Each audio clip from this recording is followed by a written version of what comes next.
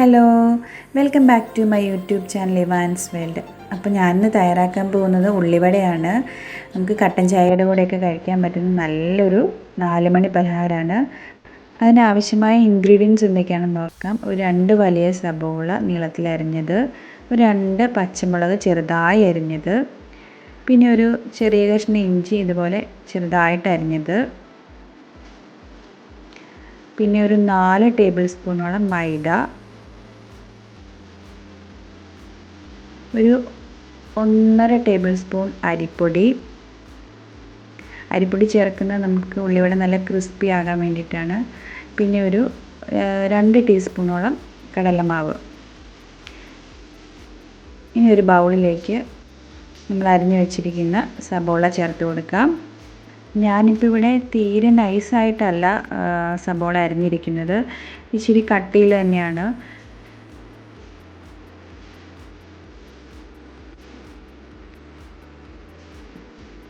ഇനി നമുക്ക് ഈ സബോള നന്നായിട്ടൊന്ന് ഉടച്ചു കൊടുക്കാം. നമുക്ക് കൈവച്ച് നന്നായിട്ടൊന്ന് തിരുമ്മി ഉടയ്ക്കാം.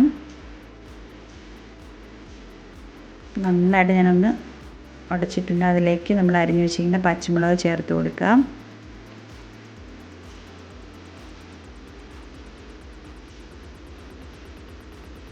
പിന്നെ അരിഞ്ഞു വെച്ചിരിക്കുന്ന ഇഞ്ചി ചേർത്ത് കൊടുക്കാം.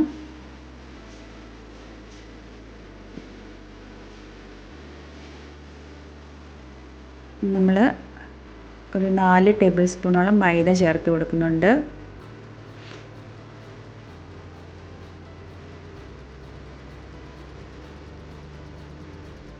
എടുത്തു വെച്ചിരിക്കുന്ന അരിപ്പൊടി ചേർത്ത് കൊടുക്കാം.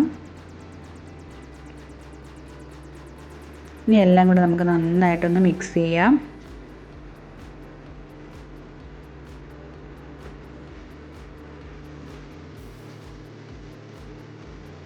ഇതിലേക്ക് ഒരു 2 ടീസ്പൂണോളം കടലമാവ് കൂടെ ചേർത്ത് കൊടുക്കാം.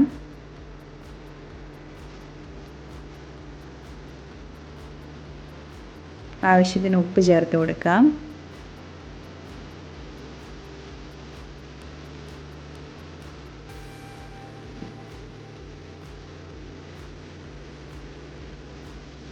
ഒരു 1/4 ടീസ്പൂൺ മഞ്ഞൾപ്പൊടി ചേർത്ത് കൊടുക്കുന്നുണ്ട്. പിന്നെ എരിവിന് വേണ്ടിയിട്ട് പച്ചമുളക് ചേർത്ത് കൊടുത്തു, പക്ഷേ അതിനൊപ്പം ഞാൻ ഒരല്പം മുളക് പൊടി കൂടി ചേർത്ത് കൊടുക്കുന്നുണ്ട്. ഇതെല്ലാം കൊണ്ട് നമുക്ക് നന്നായിട്ടൊന്ന് മിക്സ് ചെയ്യാം.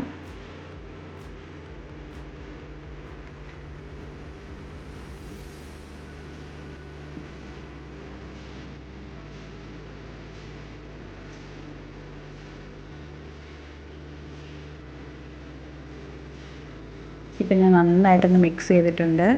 നമുക്ക് ആവശ്യത്തിന് വെള്ളം കുറച്ച് ഒഴിച്ച് കൊടുത്ത് നമുക്ക് ബാറ്റർ ഒന്ന് നന്നായിട്ട് മിക്സ് ചെയ്ത് കൊടുക്കാം. പ്രത്യേകം ശ്രദ്ധിക്കണം, വെള്ളം അധികമായി പോകരുത്.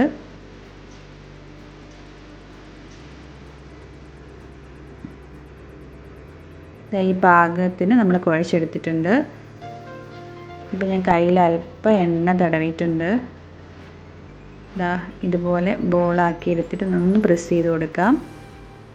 ഞാനിപ്പോൾ ചെറിയ ഉള്ളിവടയാണ് ഉണ്ടാക്കുന്നത്. ഫ്രൈ ചെയ്യാനുള്ള എണ്ണ നന്നായിട്ട് ചൂടായിട്ടുണ്ട്. ഞാനിവിടെ ഉപയോഗിച്ചിരിക്കുന്നത് പാം ഓയിലാണ്. നമുക്ക് എണ്ണ നന്നായിട്ട് ചൂടാകുമ്പം ഓരോ ഉള്ളിവടയും ഇട്ട് കൊടുക്കാം.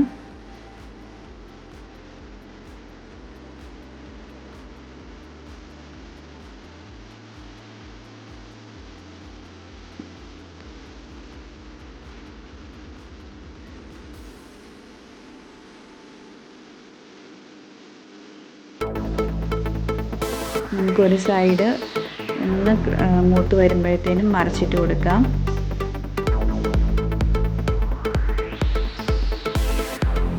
അങ്ങനെ തിരിച്ചും മറിച്ചു വിട്ട് നമുക്ക് നന്നായിട്ട് ഫ്രൈ ചെയ്തെടുക്കാം.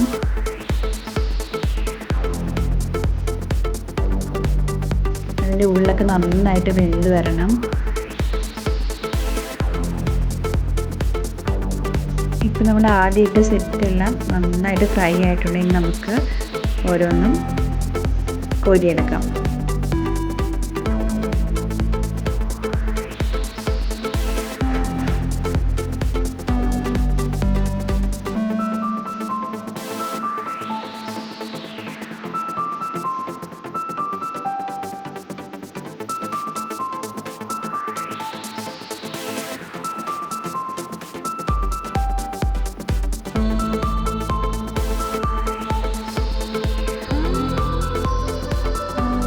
നമുക്ക് ബാക്കി മിച്ചമുള്ളതും കൂടി ഇതേപോലെ ഇട്ട് കൊടുക്കാം.